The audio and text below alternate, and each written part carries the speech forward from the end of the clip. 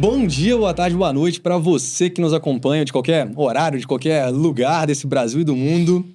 Damos início aqui à gravação do nosso terceiro episódio do Valor Talks. E antes de anunciar quem é o convidado, aproveito para deixar o recado de se inscrever nas nossas páginas oficiais, de seguir a gente lá nas redes, @Valor Investimentos. E vamos lá. Hoje, com muito prazer, eu tenho o orgulho de receber aqui no nosso podcast Paulo de Sora, sócio-fundador aí da RPS Capital, com asset com bastante DNA de renda variável, que é sempre um assunto charmoso, sempre um assunto muito em evidência, né, em voga. Bem-vindo, Paulo, obrigado por aceitar esse convite. Um prazer aqui estar participando aqui do Valor Talks. É isso aí. E ajudar aí os investidores a pensar um pouco, refletir sobre o que está acontecendo no mundo, contar um pouco da história da RPS, da minha história. Espero que ajude aí. Perfeito. Quem se sente honrado somos nós. Mas antes de entrar, vamos dizer assim, no filho que é a RPS, vamos falar primeiro do protagonista dessa história toda, que é você, antes de chegar para a RPS em si. Vou até usar uma colinha aqui, olha só. Engenheiro, segurem essa, hein, pessoal. Engenheiro civil pela Mauá, economista pela FEA, pós-graduado em finanças pela Fundação Getúlio Vargas, FGV. Entrou no mercado financeiro década de 90 no Unibanco, né? Que hoje faz parte do grupo Itaú Unibanco. Conta um pouquinho mais até chegar na RPS. Quem é Paulo de Sora? Conta um pouquinho pra gente da sua trajetória. Até esqueci, já faz tempo. Tem que lembrar, assim. Bom, eu sou um apaixonado por investimento. Comecei na década de 90 a investir e eu não sabia o que era investir. Eu tenho DNA, minha família é judaica. Acho que tem essa história do judeu que gosta de dinheiro, gosta de apostar. Eu não sei se foi isso, porque meu pai é engenheiro mecânico, minha mãe é do lar, não tinha história de investimento na família, uma família de classe média baixa, se eu tivesse que dizer. Meu pai era funcionário da Eletropaulo, né, hoje Enel, e realmente de uma família razoavelmente humilde. E eu, desde sempre, gostei de investir, queria ficar rico. E ali quando tinha 18 anos, 19 anos, já comecei a investir na bolsa sem saber nada, sem ter um Valor Talks para me ajudar, nem absolutamente nada. Naquela época era basicamente terra de ninguém investir, né? E eu comecei ali a tentar entender um pouco o mercado financeiro, ainda estava na faculdade e tentando entender. Aconteceram vários eventos macroeconômicos na década de 90, super importantes.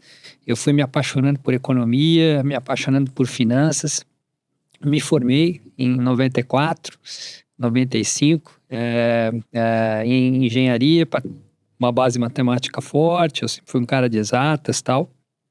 Depois economia. Aí depois fui fazer finanças avançadas na GV. E comecei no mercado financeiro, numa área que não é a que eu atuo hoje, na área de fusões e aquisições, numa corretora pequena que chamava Síntese. Fiquei 1 ano e meio fazendo fusões e aquisições, aprendi bastante sobre valuation, né? Fusões e aquisições envolve muito parte de valuation, parte de contrato, parte de meio burocrática de advogado e tal. Então ali foi um início de uma base para mim. E mais para o final da década de 90 eu migrei para o sell side, né?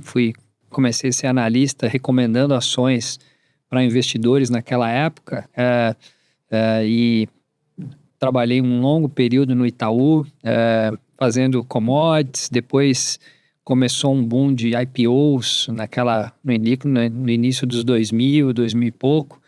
E eu participei de muitos IPOs, era um analista mais sênior naquela época no Itaú. Fiz IPO da Gol, fiz IPO da Natura, fiz IPO todo o Grupo X. Legal. Fiz uma baita experiência assim, acompanhando ações no Brasil, sempre também investindo na física, mas sendo analista recomendador de ações para os investidores institucionais do Brasil e fora do Brasil. Durante muitos anos eu fiz isso. Aí tive uma passagem no Deutsche, voltei pro... Esteve no Deutsche Bank? Tive. Legal. Aí voltei pro Itaú BBA. Teve uma época que eu fui estrategista-chefe da corretora. Então eu olhei muitos setores, analisei muitas empresas, vivi vários ciclos econômicos nesse período de sell-side. Aí em 2007 Acho que cansei de ficar recomendando para os outros investimentos, pensando já em eventualmente ter a minha gestora. Eu fiz uma migração do sell side para o buy side, fui trabalhar com a família Safra no M Safra, Legal. é um single family office dos maiores aqui do Brasil. Perfeito. E fiquei lá há muito tempo fazendo gestão, aí já na gestão, cuidando da parte de renda variável, dos investimentos da família, com um foco bem grande. Eles tinham um multimercado muito grande, eu cuidava da parte de ações dentro do multimercado, então olhava ações com cabeça de CDI. Então ali foi uma escola para mim, a questão de investir com bastante cautela, correndo Legal. atrás do CDI, tem que proteger capital a todo o tempo. E foi uma aula para mim ali durante quase 8 anos que eu fiquei. Por mais que seja que era um recurso de uma família, ao citar correndo atrás do CDI, mesmo sendo dinheiro proprietário, eles tinham um viés de querer acompanhar o juro? Conta um pouco mais sobre isso. Ali era sempre uma cabeça de preservação de capital, né? Uma família muito rica. Então era realmente investir com cabeça de exceder o CDI. Então o meu custo de capital era CDI, eu começava o ano 0 a 0, tinha que bater o CDI para começar a ganhar alguma coisa. Isso me trouxe muita disciplina de aprender a ir ganhando aos poucos, criar uma gordura para você poder aí sim esticar mais a corda. Além disso, tinha um fundo long only que a família tinha dentro do M Safra, que eu ajudei a pensar sobre ele ao longo da minha passagem por lá, que depois até deu origem a um produto maior, long only deles. Então ali foi uma aula, assim, eu olhava macroeconomia, olhava muito derivativos, olhava a bolsa com cabeça de retorno absoluto. E fiz isso durante muitos anos, tive bastante sucesso lá enquanto tive com eles. E aí em 2013 eu resolvi sair, meio que me deu a louca, assim, falei, agora chegou a hora de eu ter a minha gestora. O espírito empreendedor foi mais total, alto. Assim, eu trabalhava na frente do clube, tinha um emprego, acho que dos sonhos. Nossa. Não tinha cotista. Estava total na zona de conforto. Total na zona de conforto. E uma vida realmente muito boa. Você investir para uma pessoa, sentava na mesa com ele, a gente criou comitês de investimento lá, na época, para debater a carteira de investimentos, mas era eu, né, e o time que trabalhava comigo, com o dono do dinheiro. Caramba. E ficava muito mais fácil, né? Mas ali me deu a louca ali, foi um período meio de mudança da minha vida. Eu até passei por uma separação, eu falei, sabe que eu vou mudar tudo, a partir vou começar agora tudo de novo. E aí a gente começou a RPS em 2013, um período, vamos lembrar o que era 2013, Dilma, macroeconomia brasileira completamente maluca, talvez nos piores momentos, assim, né? A maior recessão que o Brasil encarou aí no passado, acho que muitas e muitas décadas, foi naquele período. Sim. Não era nada óbvio você montar uma gestora naquele momento com foco em renda variável. Um momento delicado para estrear muito delicado. Talvez até começou a trabalhar na década de 90, né? E aí monta a gestora em 2013. Isso aí, passou bastante tempo, né? Tem que ganhar casca para poder, eu acho que montar um negócio sólido. E às vezes num momento não óbvio, né? Meio parecido com o que a gente está vivendo agora, né? Não parece nada óbvio, né? Tá em renda variável, tá todo mundo em produto incentivado, tá todo mundo feliz no seu CDI de 1% ao mês. Mas é aí que aparecem as boas oportunidades, nessa hora que não é óbvio. E ali a gente começou o projeto da RPS, lá se vão 11 anos, aliás, mês que vem estamos fazendo 11 anos. Olha aí, na RPS. Parabéns. E não é fácil sobreviver uma gestora focada em ações durante 11 anos no país do CDI. É verdade. Mas acho que a gente teve um bom sucesso, com altos e baixos, erros e acertos. Mas, enfim, acho que valeu a pena esse risco que eu tomei lá em 2013 de sair da zona de conforto para virar empresário, empreendedor. Continuei como gestor. Então, uma vida bem difícil, assim, quem olha, vê, né, o podcast, que lindo, talvez a conta bancária também não é ruim, mas o sofrimento, né, os tombos que a gente toma no caminho, ninguém lembra, né, mas foram muitos. E, assim, acho que hoje eu me sinto realizado como profissional, tenho 52 anos e amo o que eu faço. Realmente, Acho que ali, eu tenho filhos que estão aí no início aí de carreira, fazendo faculdade. Eu vejo assim a dificuldade de realmente identificar o que gosta de fazer, o que quer fazer. Todo mundo quer ficar rico, isso é meio padrão assim, né? Mas assim, como ser feliz e fazer o que gosta, tal, e muita coisa que tem hoje de oferta, né? Você tem muitas opções de carreiras, muitos caminhos, muitos desejos. E eu acho que eu tive a sorte, assim, de talvez ser uma pessoa centrada e talvez até simples, se eu tivesse que dizer, de meio que já saber ali desde o início o que eu queria. E lá se foram 30 anos que eu estou fazendo isso. E eu faço o que eu gosto, mas não precisei mudar no meio do caminho, porque na verdade eu queria ser alpinista, ou queria ser advogado, ou sei lá, o que eu gosto. De tênis. Não consigo me ver fazendo alguma outra coisa que não, na parte profissional, obviamente, que não fazer gestão de recursos, de terceiros, talvez um dia só o meu, não sei o que o futuro se apresenta, mas assim, eu de fato sou apaixonado pelo que eu faço. E me encontrei. Espero que os meus filhos e quem esteja ouvindo esse podcast tenham essa felicidade em algum momento da vida, identificar esse Okigai, né? Essa coisa de realmente de saber o que gosta, desse propósito na parte profissional, que não é fácil. Mas acho que isso que também acho que facilitou a minha vida. Sempre ter certeza que eu estava fazendo aquilo que eu gostava e me dedicando, obviamente. E foi um pouco essa história. Legal.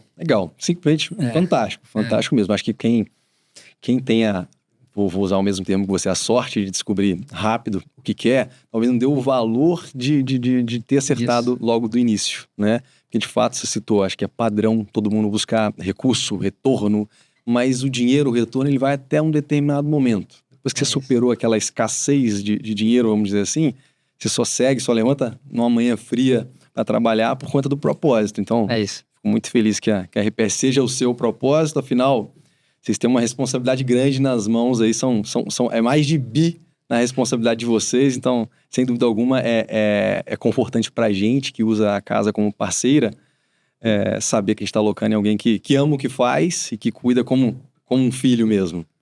Muito bom. Verdade. Eu queria, Paulo, aproveitar o momento, assim, para fazer um paralelo entre RPS e XP. Quando foi que vocês optaram em seguir um caminho da capilaridade, de aumentar o número de cotistas, de talvez sua expertise começou sendo ali em um cliente, como você citou, né? Mas depois para mudar para centenas, milhares de clientes, tem uma adaptação. Mas antes da adaptação tem uma decisão, tem uma decisão estratégica. Onde foi que esses caminhos se cruzaram? Como foi esse processo decisório? Conta um pouco pra gente.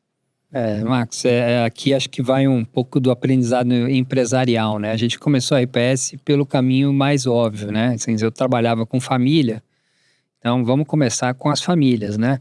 E eu nem conheço muita família rica, não sou de família rica, que nem eu falei, mas eu conhecia, enfim, a família Safra e tal, e mais algumas outras pessoas, assim, do mercado financeiro, e ali a gente começou com um dinheiro proprietário, mais um dinheiro de 2, 3 amigos, assim, family and friends. E a gente sempre focou, no primeiro momento da RPS, em tentar conquistar essas grandes famílias, né? Com a percepção de que elas eram mais sofisticadas, que elas iam fazer diligências mais profundas, que elas iam saber aonde estavam investindo com mais profundidade. E se a gente conquistasse esse, que é vamos dizer, a parte mais difícil do mercado, depois caminhar para o varejo, etc., onde a coisa tem mais a ver com a cota, tem mais a ver com uma posição de marca institucional, talvez fosse mais fácil. E naquele momento nem existia, na verdade, né? Em 2013 não tinha praticamente nada de plataforma e tal. Então foi assim que a gente fez, teve bastante sucesso. Ali entre 2013 e 2018, a gente, praticamente todas as grandes famílias brasileiras deram oportunidade para a gente que legal. Ajudar eles no retorno do patrimônio.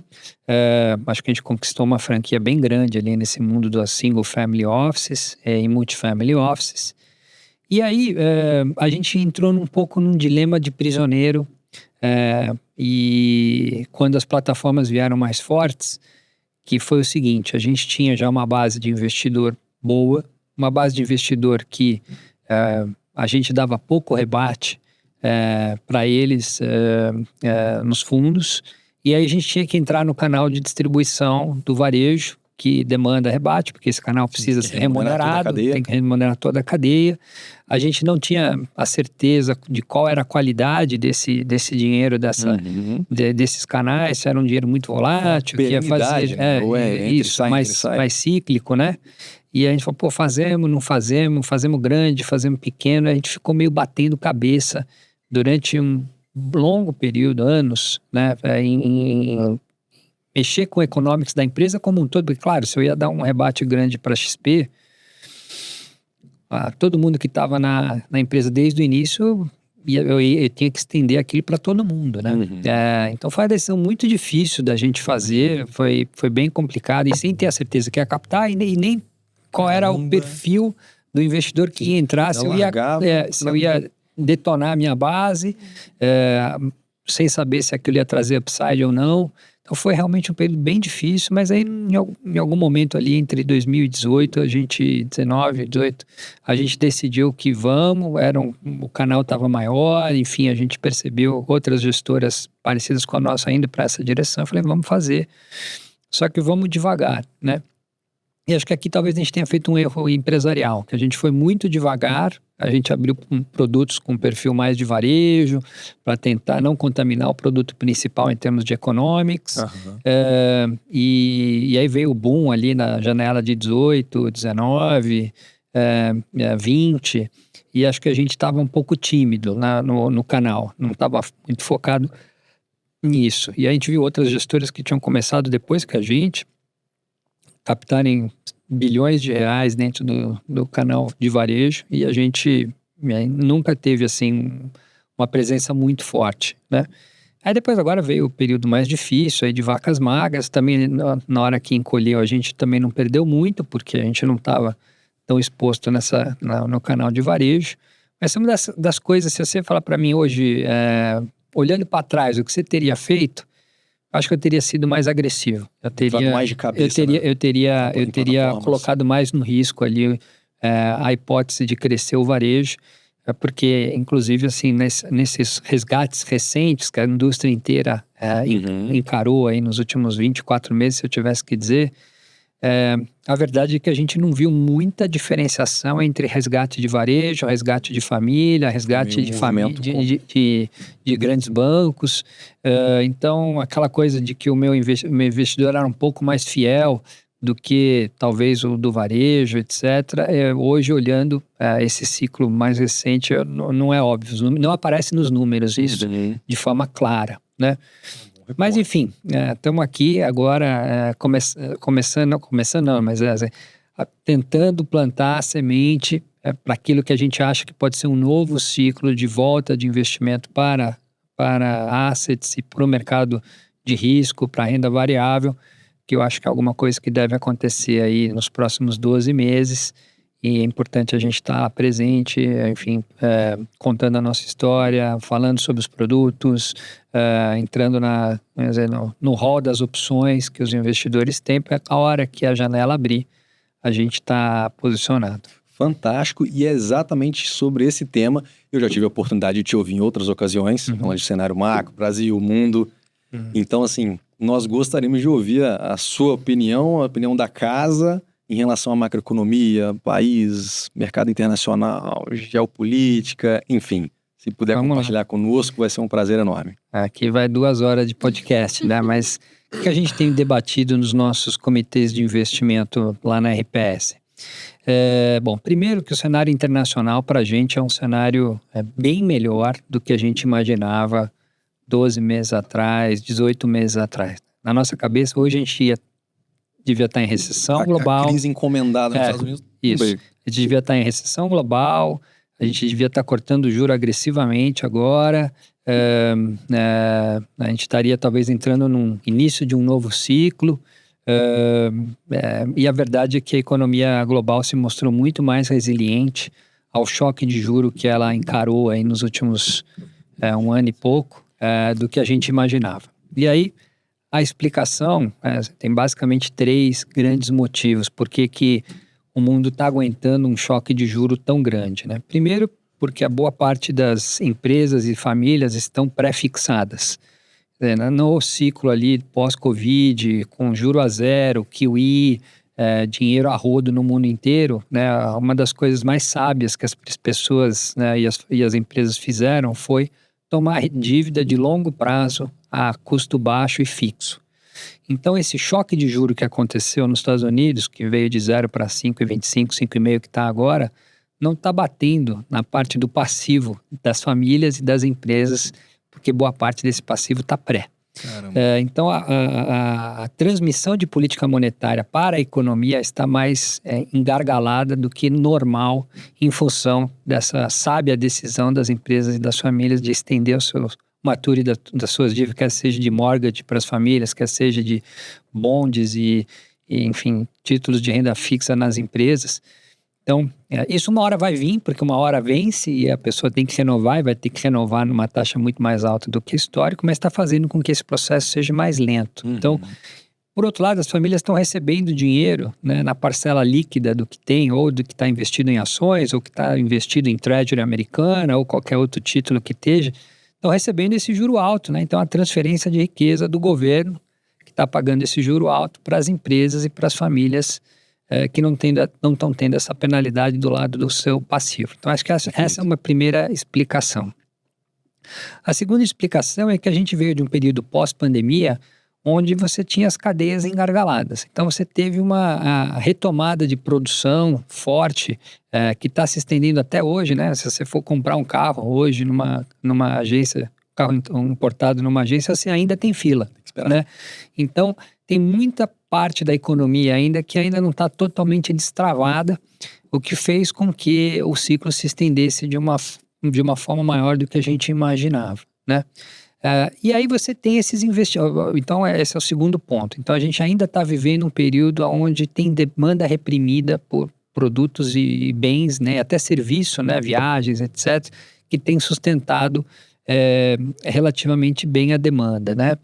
E você tem ainda a questão de uma expansão fiscal muito grande, né? Então, os Estados Unidos ainda está imprimindo muito dinheiro, por mais que está rolando um QT, por mais que tenha um juro alto, você tem o lado fiscal ainda muito frouxo nos Estados Unidos e na Europa também e tal. Então, você ainda está tendo muito estímulo fiscal na economia que está contrapondo o lado de aperto monetário da política monetária.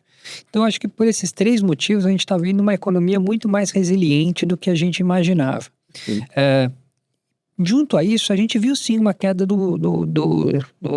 da inflação. Então, a inflação estava rodando a 10% ao ano, na ponta agora está rodando, aí saiu o PCI inclusive hoje, está rodando aí alguma coisa perto de 2,5% a 3% ao ano, ainda não é o 2% que o Fed quer, mas já houve um grande processo de desinflação global, né? Então, de alguma forma, essa economia conseguiu desinflacionar sem entrar numa grande recessão, que é o que todo mundo imaginava. O mercado de trabalho continua bastante resiliente, e aqui tem também uma questão, acho que com a pandemia, as pessoas resolveram trabalhar part-time, outras resolveram não trabalhar mais, ganharam muito dinheiro naquele período pós-pandemia, com valorização de casa, com valorização do mercado financeiro, ações e tal, e aquela turma que já estava para aposentar resolveu de fato aposentar.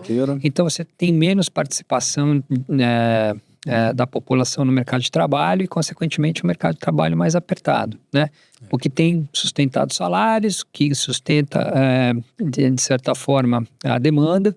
Então, o resumo da ópera é que a economia americana está em Goldilocks, né? Que é um crescimento, o trimestre anterior foi 3,2% de crescimento da economia americana, né? Então, é acima do potencial, né? O potencial da economia americana é perto de 2%. Nós estamos com juro a 5,5% já há bastante tempo e a economia rodando acima do potencial. E eu acho que vai desacelerar. Está todo mundo projetando uma desaceleração, mas eu acho que hoje está totalmente fora da mesa uma grande recessão, porque o juro, a inflação já caiu, ainda não está lá no sweet spot, né, onde o Fed gostaria, mas está caminhando nessa direção. E acho que hoje já tem uma put do Fed relativamente no dinheiro, assim, ele já está querendo começar a cortar, ainda não começou de fato, porque os dados na ponta ainda não estão do jeito que deveria ser, principalmente a parte de salário, emprego e um pouco a inflação. Mas ele já deu toda a dica que está satisfeito com boa parte do que aconteceu, e se acontecer alguma coisa pior, que pode vir basicamente de 2 lugares: de commercial real estate, né, que é a parte vamos dizer, de imóveis, principalmente comerciais, né, que tem uma vacância muito grande nos Estados Unidos, nessa mudança de hábito das pessoas de trabalhar em casa, não precisar ir para o escritório todo dia e tal. Então tem uma ociosidade grande nesse segmento, e aí tem muito fundo exposto a esse setor, crédito, etc. e tal, e daí pode vir algum problema mais sério em termos de inadimplência, de quebra. Acho que aqui é uma coisa que a gente tem que estar monitorando. Eu acho que é a parte frágil, se eu tivesse que dizer, da equação americana. Um pouco, talvez, de início da gente começar a ver um pouco mais de delinquência no cartão de crédito, né? Então, as coisas estão bem mais caras do que no passado. Essa turma da classe mais baixa, né? Inadimplência, me faltou a palavra. Então, retomando aqui, um outro ponto que a gente tem que se preocupar, né, e estar atento, é a questão da inadimplência no consumo das famílias de baixa renda. Que está começando a aparecer ali nos números de cartão de crédito, ainda muito incipiente, mas vamos lembrar que quase tudo está muito caro, né? Os imóveis ficaram caros, os eletrodomésticos estão caros, a inflação veio, né? Ela subiu, apesar de na margem você não está tendo queda de inflação, o nível de preço é muito alto. Aumentou. E a gente começa a ver um pouco, tinha um excesso de poupança que estava no bolso das famílias com o checão que foi mandado para elas durante a pandemia, e aí você teve uma grande transferência de patrimônio do governo para as famílias ao longo da pandemia. Isso criou um buffer bem grande de renda disponível, que foi consumido ao longo desses últimos anos, os últimos trimestres, e hoje a gente já não vê mais esse buffer tão grande. Ainda não está pré-pandemia, mas caiu bastante, e a gente começa a ter, né, nessa turma de renda mais baixa, algum aperto em termos de renda disponível versus cesta de produto que quer consumir, e começa a ver alguma inadimplência. Essas são as duas coisas que a gente tem que estar monitorando, mas parece coisas menores relativamente ao que a gente imaginava um ano atrás. E então hoje o nosso cenário global para Estados Unidos é um cenário de soft landing, meio Goldilocks, com uma atenção bastante importante aí nessa questão desses 2 pontos. Acho que a China, que é também um assunto que está super em voga, todo dia tem um filósofo falando que a China ferrou, que o demographics é um problema, a alavancagem é um problema, a China como hub exportador do mundo também, nessa nova conjuntura geopolítica de polarização, também perde sua força. Eu entendo todos esses argumentos, acho que eles são válidos para a discussão filosófica de médio e longo prazo e parecer super inteligente, que você realmente fez o estudo do Japão e da China, mas assim, o que importa para nós aqui, investidores do dia a dia, é o que vai acontecer nos próximos 6 meses, né? E acho que o que vai acontecer nos próximos 6 meses na economia chinesa é estímulo. Já está acontecendo. Enorme, estímulo. Tá vindo. Eu acho que caiu do mesmo jeito que você não briga com o Fed, né? Don't fight the Fed. Se o Fed ficou dove, e acho que ele ficou dove já uns meses atrás, e acho que esse é o moat. Pode até o timing não ser o que a gente imaginava, tinha 7 cortes, agora tem 3 cortes, não sei se vão ser 3, se vão ser 2, talvez seja 4, mas a direção é de corte, a direção é de go ahead, né, luz verde para investir nos Estados Unidos, e acho que na China é a mesma coisa, não briga com o Xi. Eu acho que o Xi está passando uma mensagem muito clara faz uns meses de que está incomodado com a bolsa no low, está incomodado com a rentabilidade das empresas muito baixa, está preocupado com essa dinâmica de economia muito fraca e começou a estimular. Então, são números aí que já tem quase 1 tri de estímulo fiscal vindo, corte de política monetária, corte de reserva de banco, já começou uma questão de desregulação melhor para o sistema financeiro, estão banindo o short, estão banindo venda de ETFs no última hora de pregão. Então, para mim, a mensagem clara que o Xi está passando, olha, não aposta contra a China nesse momento. Perfeito. Eu não vou brigar com ele, tá? E acho que para a gente é bom isso, porque de alguma forma o Brasil se beneficia de uma eventual retomada chinesa. Eu não acho que é bazuca, a economia chinesa vai bombar a partir de agora. Eu só não acho que vai acontecer a depressão que está no preço dos ativos, que está na cabeça dos filósofos agora no curto prazo. Eu acho que o curto prazo pode surpreender até positivamente a economia chinesa aí nos próximos 3, 4 trimestres, tá? Então o cenário de China parece mais construtivo, os Estados Unidos também construtivo, a Europa está, acho que a parte mais fraca aí dos grandes blocos, né? Que a Europa sim está em recessão, está sofrendo pela questão da competitividade da sua indústria, né? Uma das coisas que a China está fazendo é exportar bastante, se transformando muito competitiva na parte de automóveis elétricos. A Europa, a cadeia automotiva na Europa é muito forte e ela acho que está perdendo competitividade. Lá sim está tendo uma recessão industrial, a economia está mais fraca mesmo, então acho que talvez tenha sim uma recessão na Europa, mas quando você soma tudo isso, o cenário parece razoavelmente construtivo. Então, na nossa cabeça, o cenário internacional não deveria ser um motivo para você não tomar risco no Brasil, que é o nosso foco, né? A gente investe principalmente no Brasil, então essa é a nossa leitura do que é importante para a gente. Lá é sinal vermelho, sinal amarelo, sinal verde. A gente está mais para o sinal verde, olhando para o cenário internacional. Os indicadores de que vai haver uma... assim, a política monetária é de corte, se vai ser agora, daqui 3 meses, daqui 6 meses, acho que ninguém sabe, mas é na direção de cortar. E o crescimento, tanto americano quanto chinês, para mim, são crescimentos saudáveis. E acho que isso é o que é mais importante para o grande esquema das coisas aqui no Brasil. Fantástico, Paulo. Fantástico. Não sei se quer falar de Brasil. Atenção aí, nossos ouvintes, né? Dicas preciosas. Paulo de Sora. Por favor, sem dúvida alguma, acho que fica pro final, porque é a cereja do bolo. Eu acho que é o final e bobear... assim, eu não sou um otimista de plantão. Quem ouve meus podcasts, acompanha, quem sobreviveu durante 30 anos no mercado financeiro, né, não pode ser muito otimista. Desavisado ou não está acompanhando. Porque o otimista quebra a cara no Brasil. Então, aí, principalmente nós lá que tem uma cabeça de retorno absoluto, então a gente está sempre olhando, tentando olhar onde é que está o grande risco, fazer o hedge, se proteger.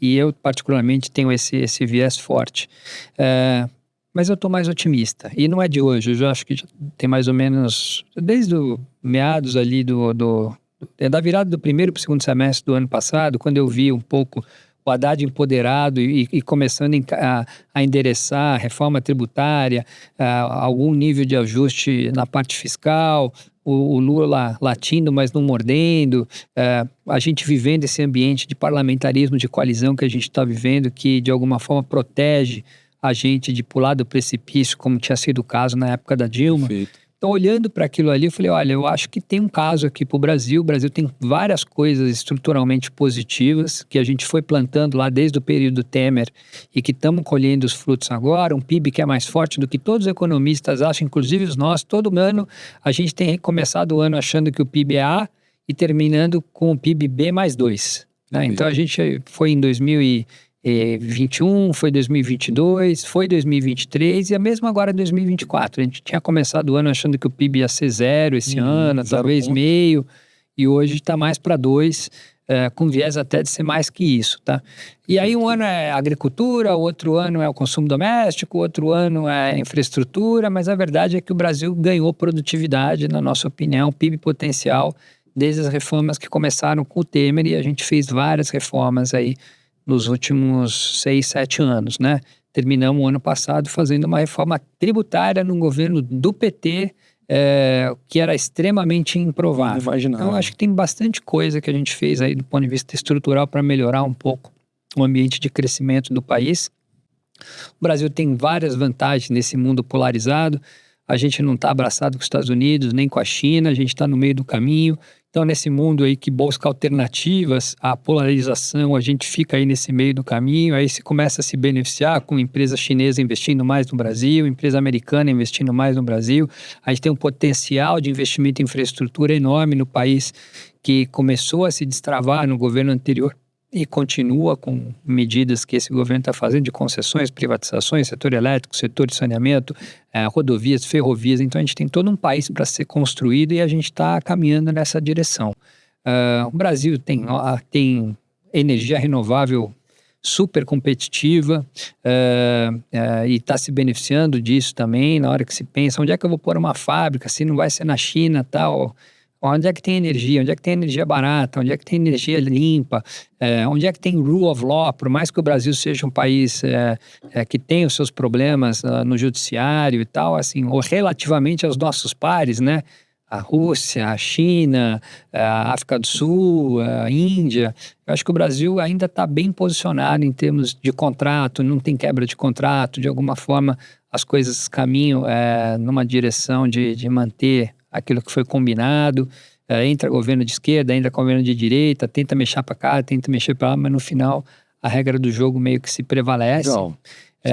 E aí a gente vai... então, quando você olha tudo isso, né, o Brasil hoje está bem posicionado para atrair investimentos estrangeiros. Paralelamente a isso, o Brasil tem sido uma potência de exportação, principalmente de commodities, né, agrícolas, metálicas, a petróleo agora. Então, o Brasil está com uma balança comercial hoje da ordem de 100 bilhões de dólares por ano. 100 bilhões de dólares ao ano entra de dólar a mais do que sai na balança comercial.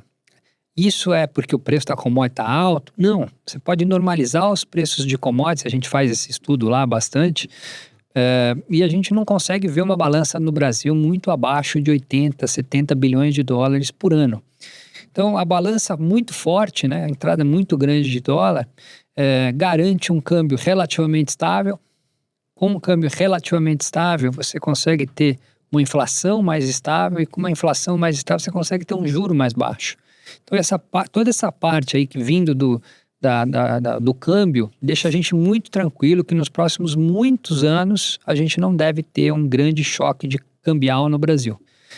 Não dá para dizer para o longuíssimo prazo, porque claro, tudo pode mudar, mas assim, no horizonte que a gente consegue enxergar, câmbio, balança comercial, consequentemente inflação e talvez juro num patamar mais baixo do que a gente imaginava estrutural do Brasil antes desse boom de exportação de commodities.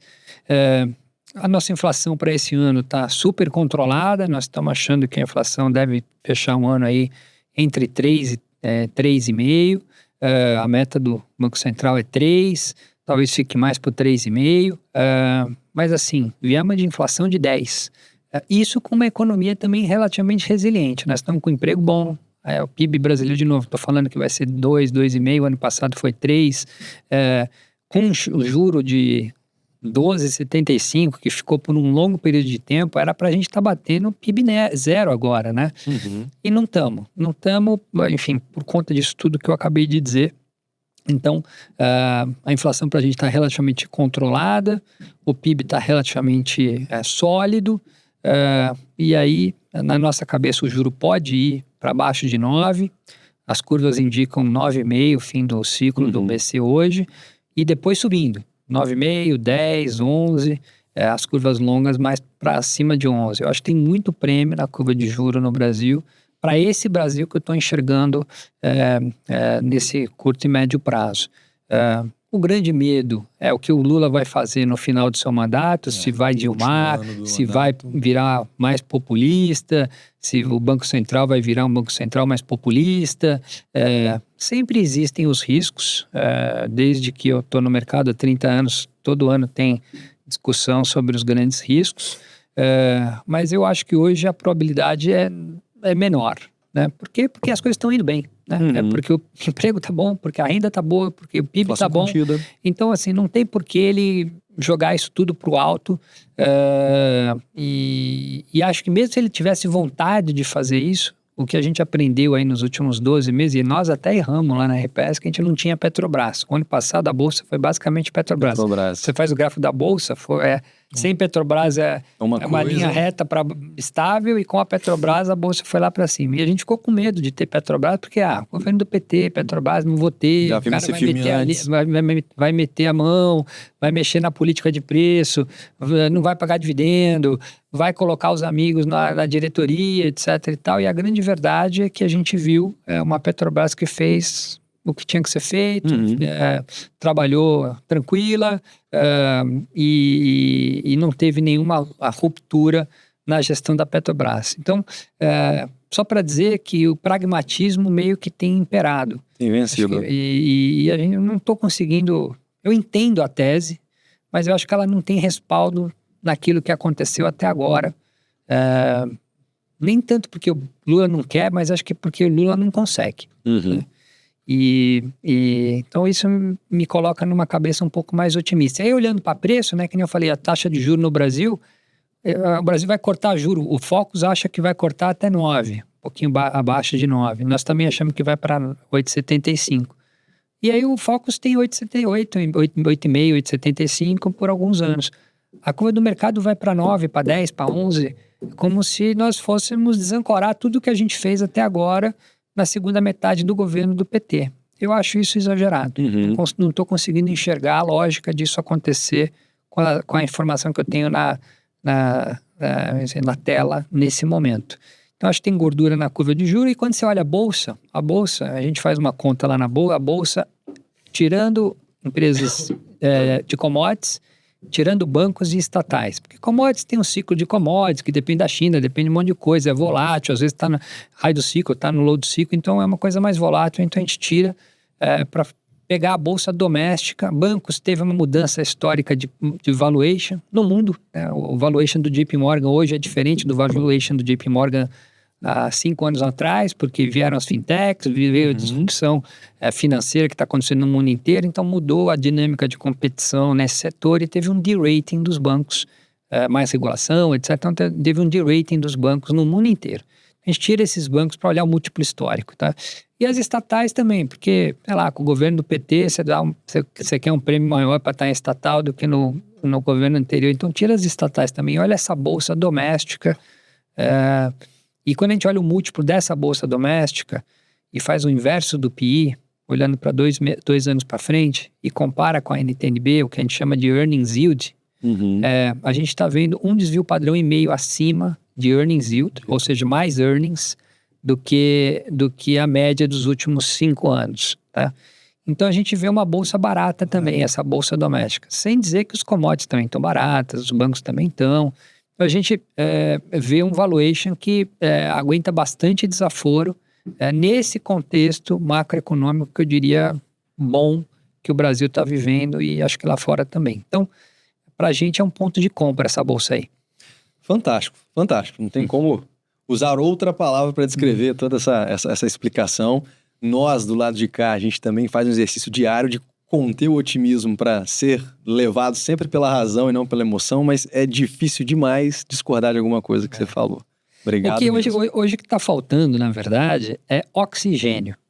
O problema hoje é que o juro está alto, o incentivo de comprar produtos incentivados é muito alto, porque não paga imposto, teoricamente sem risco, mais ou menos, tem muito risco de crédito que acho que está sendo subconsiderado aí nesses produtos incentivados. Mas, por enquanto, não teve nenhum grande evento de crédito em CRI, CRA, LCI, LCA, e nem estou achando que vai ter.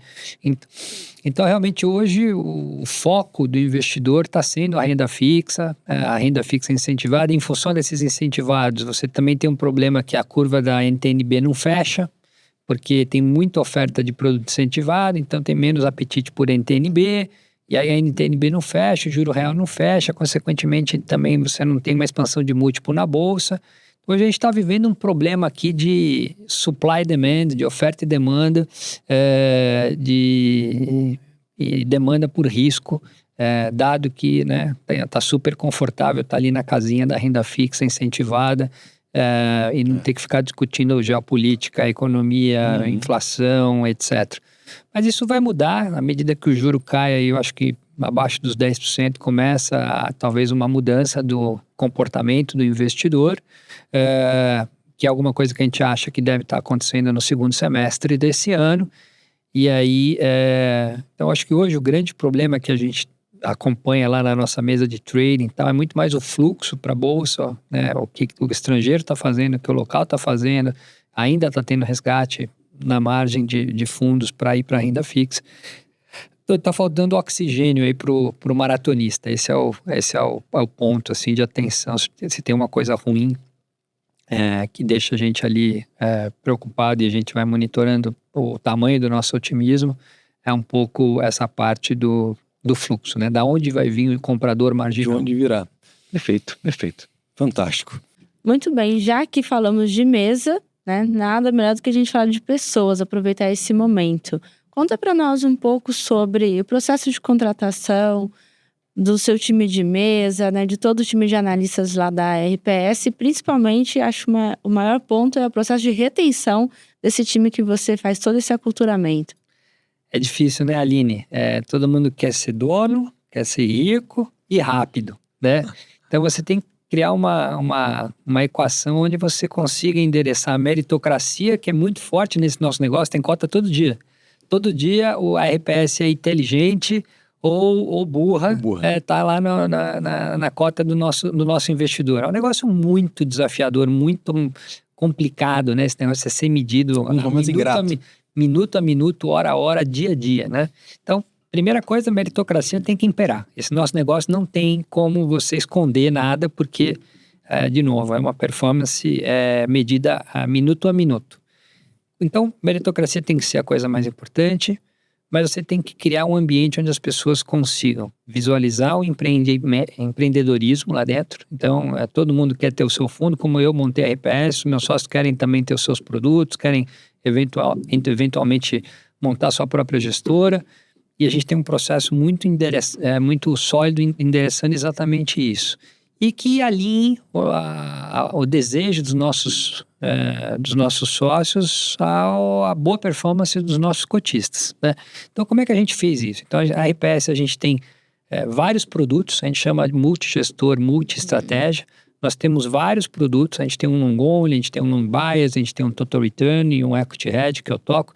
O nosso long only é tocado por uma dupla de sócios, que é o Thales e o Alê. O nosso long bias é tocado por uma outra dupla de sócios nossas, que é o Vitor Alcalá e o André Komatsu. Eu toco os produtos long short e total return. Esse time todo, nós todos somos analistas, então o Thales é analista de bancos e educação e saúde, o Alê é analista de consumo doméstico, o Coma é analista de transportation, infraestrutura, o Vitor Alcalá é de tecnologia e uma outra parte de consumo, eu sou de commodities, a gente tem outros analistas lá, então a gente tem uma cabeça de ter gestores analistas, cada um com o seu produto, e cada produto tem um DNA diferente, então o DNA do Alê e do Thales é diferente do DNA do Coma e do Alcalá, que é diferente do meu DNA. E a gente soube construir essa pirâmide de gestores analistas em produtos, e aí cada um pode está empreendendo dentro da RPS com o seu produto. Com isso, não precisa sair da RPS para montar a sua própria gestora, para ir para a multimesa do Itaú ou para ir para um outro lugar. Tem a oportunidade de empreender dentro da companhia, isso com 11 anos de história, né? Isso não surgiu no primeiro dia, isso foi sendo construído ao longo de 11 anos, para a gente saber as pessoas certas, com o DNA correto, no produto correto, no timing correto de maturidade, para conseguir ter produtos superiores. O nosso Como você identifica esse perfil para ter essa identidade? Então, assim, foi meio que o filtro do tempo. Quando eu contratei, a gente se juntou para montar a RPS, não eram todos que iam ser gestores, não eram todos que iam ser empresários, e com o tempo foi tendo um filtro. Esse tem DNA de ser mais natural, carregador, né? De posição, mais long only. Então, vamos direcionar aqui para o long only. E aí começamos uma dinâmica da book, aí começou a performar, começamos a medir, meritocrático. Funcionou, não funcionou, então esse não deu certo, esse deu certo, etc e tal. 11 anos é bastante tempo de peneira. E aí a gente foi filtrando, e hoje tem um time que a gente acha espetacular, dos melhores do mercado, em renda variável, e cada um hoje posicionado na parte de gestão, no seu produto. E aí com isso não precisa sair. Então esse foi o nosso modelo de retenção. Além disso, nós temos uma partnership muito sólida, uma holding com 6 sócios, com bastante mobilidade dentro dessa holding, não é uma holding estagnada. Eu mesmo comecei com 70% do equity da RPS lá no início. Hoje, a minha participação econômica na empresa está mais para 30%, 35%. Então, eu fui cedendo espaço dentro da gestora para os outros sócios que foram meritocraticamente conquistando esse espaço relativamente dentro da companhia, né? E é uma cabeça de realmente a meritocracia tem que prevalecer. Não existe castelo. O nosso negócio é muito cota todo dia, performance e competitivo. Então, se você não cria esse ambiente onde os melhores permanecem, mas não é o melhor de curto prazo, o agressivo, não é isso. É aquele cara que tem o alinhamento com o nosso cotista no longo prazo e que constrói uma empresa pensando no longo prazo. Então, a gente tem muito essa cultura, uma cultura bastante enraizada. Acho que esse é o segredo, Aline, que foi o que eu acho que garantiu que a gente tivesse uma grande continuidade nas principais posições, assim, chaves para a geração de alfa e de cota para os nossos cotistas. Eu sou muito feliz com a empresa que a gente construiu. Eu acho que ela é perene. Eu acho que ela vive momentos de alta e de baixa, como a nossa indústria é normal e viver os ciclos. E acho que a gente está vendo agora um dos piores momentos, se não o pior momento, se eu tivesse que dizer, para a indústria de fundos no Brasil. E a gente tem conseguido manter o time motivado, unido, olhando para frente, focado na cota. E acho que é um pouco isso. E aí, o DNA do que escolher, né, Aline? Eu acho que assim, algumas coisas importantes para a gente lá. A gente não quer o corredor de 100 metros, a gente quer o maratonista. Aliás, falei maratonista, né? Faltando oxigênio, eu falei maratona, porque a gente já está num jogo de maratona mesmo. Eu vejo muito os jovens com essa coisa de muito rápido. Eu quero ficar rico muito rápido, eu quero subir na carreira muito rápido. E o processo, né? E eu acho que a coisa não é assim, né? Tudo tem o seu tempo. Então, uma das coisas que a gente procura lá na hora de selecionar trainee, estagiário, etc e tal, é tentar identificar pessoas que tenham essa cabeça um pouco mais de construir uma carreira ao longo do tempo e não sair correndo que nem um louco e virar trainee, entrar como trainee de CEO, trainee de CIO, né? Acho que vai virar CIO se meritocraticamente dentro do nosso modelo no tempo. No tempo correto. E aí a gente consegue identificar logo, assim, um pouco com o perfil do profissional, essa ansiedade. E a gente tem tentado evitar um pouco essa ansiedade, né? Porque eu acho que ela é ruim, né? Fica tendo muito turnover de pessoas. E, então, assim, se eu tivesse que dar uma dica para a turma aí que está entrando, que está pensando no mercado financeiro, eu acho que é um pouco mais de fidelidade, pensar um pouco mais no longo prazo. A coisa vai acontecer no seu tempo, não precisa ficar multimilionário antes dos 30. Pode até ficar, e que tomara que aconteça, mas eu acho que isso tem prejudicado, na verdade, mais do que ajudado essa geração que veio aí nos últimos anos, né? E perfis diferentes, com formação diferente, com cabeça diferente, um é do Sul, um é do Nordeste, outro é de São Paulo, um é engenheiro, outro é economista, outro é advogado, e eu acho que esse tipo de perfil ajuda na hora de você pensar sobre investimento, sobre o mundo, visões diferentes. A gente tem sido bem diligente na ideia, na hipótese de ter um time multidisciplinar lá dentro, né? É um pouco isso, assim, Aline. Muito bacana mesmo. Caraca, do caramba. Muito bom mesmo. Pegar esses cortes e botar dentro de casa, é muito perfil bom que você perde por ansiedade, entendeu? Muito bom, Paulo. Do caramba mesmo.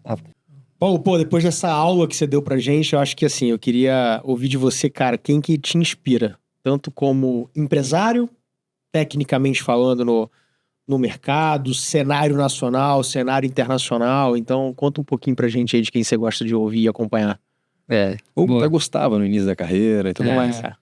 Pô, no início da carreira não tinha muito assim, mas assim, dois caras que eu acompanho lá fora há muitos anos, que pra mim são os craques do investimento, do jeito que eu gosto de olhar, que é para ciclo econômico, menos buy and hold, muito mais nessa questão de entender o behavior do mercado, o ciclo da economia, como é que isso vira o ciclo do mercado.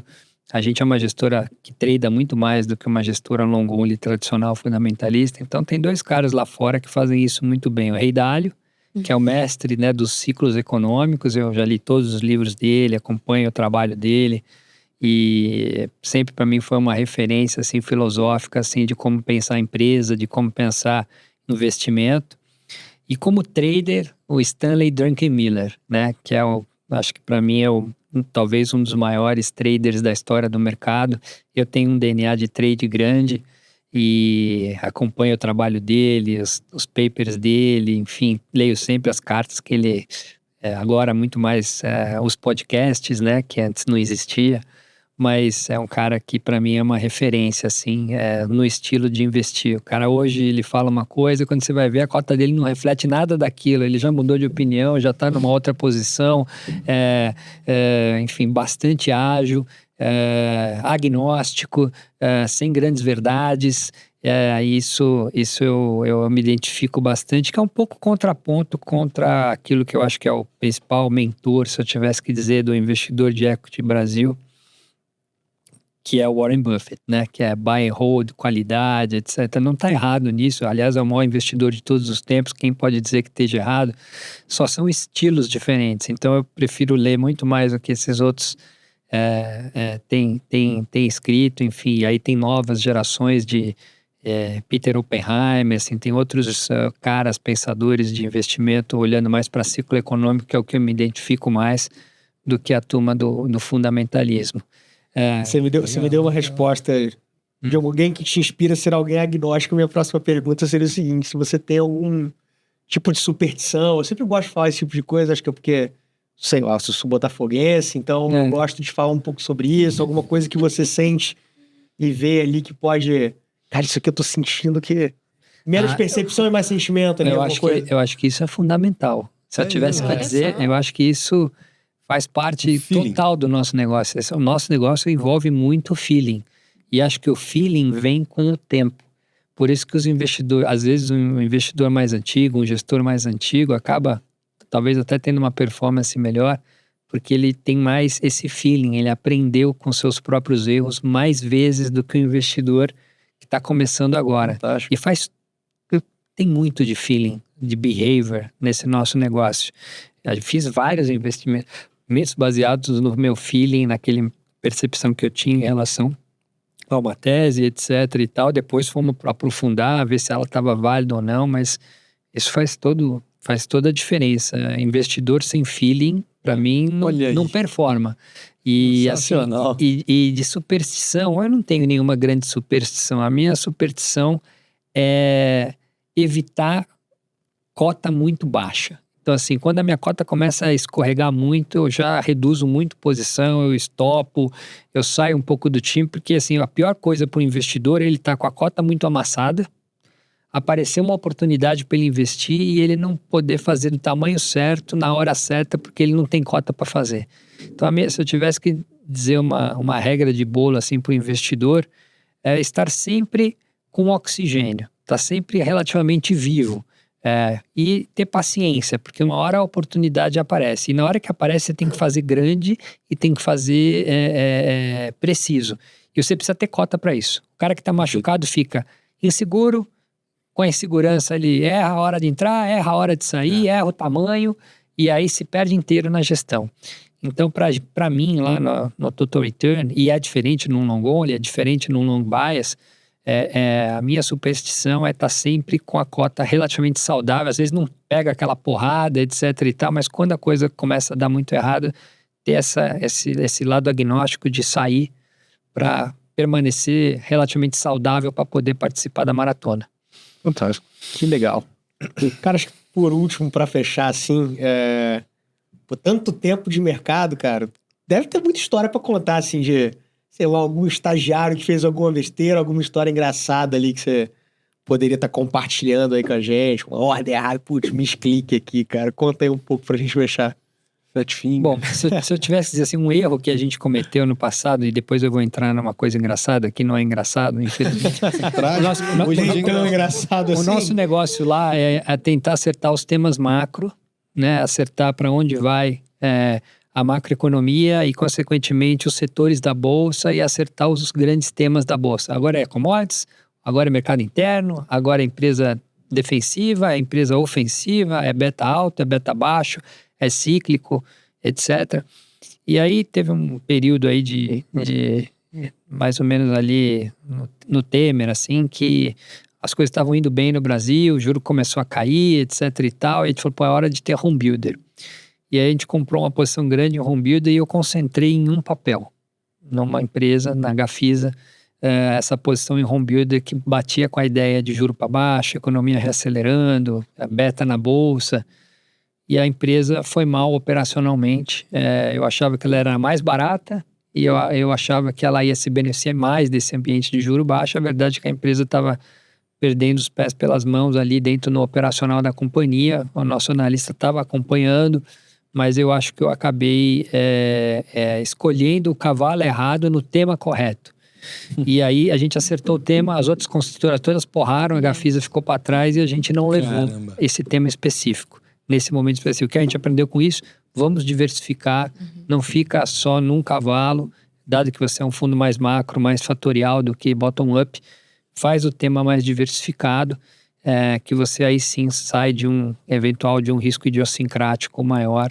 Claro, faça o estudo bottom-up, a gente tem 7 analistas olhando o bottom-up das empresas dentro da RPS, está tentando identificar as melhores, mas assim, no final, já que o tema é macro, já que o tema é setorial, faça a coisa de uma forma mais diversificada para você não correr o risco de uma fraude, de uma coisa específica que aconteceu e que eventualmente você não pegou, dado que a gente não gasta tanto tempo na análise bottom-up quanto outros fundos mais fundamentalistas. Aí indo para uma parte engraçada, eu vou contar uma história do IPO da Magazine Luiza.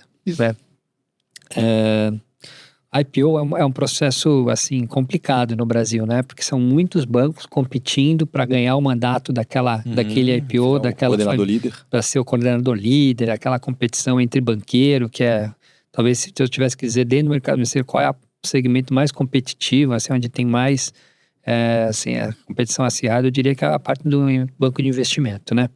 Até o perfil dos profissionais que trabalham nessa área. E ali, então, era o IPO da Magazine Luiza. A empresa, enfim, ainda estava num primeiro momento ali de desenvolvimento e tal, mas já era uma empresa grande e tal. E aí, todo mundo queria ganhar aquele mandato. Aí teve lá um grupo de bancos que ganhou esse mandato. E aí, ganhar esse mandato é na base do charme, né? Eu sou melhor do que o outro, você é mais bonita do que a Gisele Bündchen e tal, e aí, né, cria aquele ambiente, né, para seduzir a companhia a escolher o banco A e não o banco B. Então, conta-se uma história para a empresa muito melhor do que a realidade. E se a empresa não tem maturidade para entender que a dinâmica é de contar uma história mais bonita do que ela acaba entrando numa dinâmica complicada. Então, só para exemplificar, eu estava numa mesa, era um almoço e ia ter reunião com a Magazine Luiza, com a Luiza Trajano, que é gente boa pra caramba, by the way. E ela estava atrasada, ela chegou atrasada na reunião. Estava lá no roadshow, provavelmente a reunião anterior ao almoço atrasou e tal. Bom, o almoço era 12:30, ela chegou 1:30 da tarde no almoço, esbaforida, correndo. Aí eu lembro assim, nunca esqueci, assim, ela entrando na sala, era uma sala num desses bancos, uma legião de banqueiros de investimento atrás dela, ela andando assim, aí ela sentou na mesa e pediu um copo com gelo. Tava lá super cansada, tal, devia estar numa correria, aqueles banqueiros, todo mundo sentou do lado dela, ninguém de frente para ela. Ela pediu um copo com gelo e eu falei, copo com gelo? A gente já tinha comido, ficou lá esperando, tinha 3 investidores, eu e mais 2 na sala. E aí, cara, ela pegou o gelo, pôs na boca, começou a chupar o gelo e ela engasgou. Ai, meu Deus. E ela começou a ficar roxa. E todos os banqueiros, bajuladores ali, estavam do lado de lá da mesa e não perceberam que ela estava passando mal. E eu do lado de cá, falei, o que eu faço agora? Eu levantei, dei um tapa nas costas dela, ela vomitou, pôs pra fora o gelo, tal, não sei o que lá, suou frio, etc e tal, saiu da sala, voltou, etc. Depois continuou a reunião, fiquei com a dificuldade de continuar naquela reunião, porque tive uma vontade de dar risada, etc e tal. Foi hilário, assim, eu até meio que pro final da reunião eu tive que sair, que eu não tava aguentando de ficar naquela mesa, tal, não sei o que lá. No final, teve um problema no IPO, ela colocou os funcionários dela no IPO, deu alavancagem para os funcionários. Naquele primeiro momento, a empresa não estava azeitada como passou a estar depois, quando o filho dela assumiu, o Fred assumiu anos depois. As ações caíram pra caramba, os funcionários perderam dinheiro que estavam alavancados. E assim, a visão... Porque eu estou falando essa história que é engraçada naquela situação, mas é trágica, um pouco da dinâmica de IPO no Brasil. Então, todos os banqueiros não estavam enxergando o que de fato podia estar acontecendo. Nossa. E aí meio filosófico aqui, sim, meio caricato do que de fato aconteceu. E nem ela mesma, né? E então eu sempre, quando olho um IPO, etc e tal, eu me lembro dessa situação engraçada, trágica. E penso, será que essa empresa sabe de fato para onde ela está indo, o que está acontecendo, o valuation que ela está vindo para a bolsa? Será que esses banqueiros estão contando a verdade? Ou eles estão todos olhando enfeitando a noiva, enfeitando a noiva e olhando de costas um pouco para a realidade que pode acontecer? Então, fica aqui é meio filosófico até, meio trágico, com a Luísa, que é uma mulher maravilhosa, uma das maiores empresárias do Brasil. Mas, enfim, para a gente pensar sempre aí, acabou de ter uma onda de IPOs aí antes desse período mais difícil, aí 2 anos atrás, assim, onde veio tudo para a bolsa, empresa boa, empresa ruim, valuations maluco, empresário sem saber o que estava fazendo, banqueiro contando uma história que não existia. Então... a gente tem lá um pé atrás bastante grande, assim, nessas euforias de banco de investimento no Brasil, porque normalmente a coisa vem pior do que a gente consegue avaliar. Fantástico. Que aula! Simplesmente fantástico. Muito bom. Paulo, em nome da Valor, em nome dos meus sócios, a gente queria te agradecer, ter topado aí o desafio, a contribuição. Muito obrigado e sucesso para a RPS. Eu que agradeço a oportunidade, boa sorte para a Valor Talks. Espero que seja um podcast que ajude os investidores a pensar, a refletir, olhar ao longo prazo, entender o seu estilo e ter bons retornos. Obrigado. Show de bola. Valeu, Paulo. Show de bola.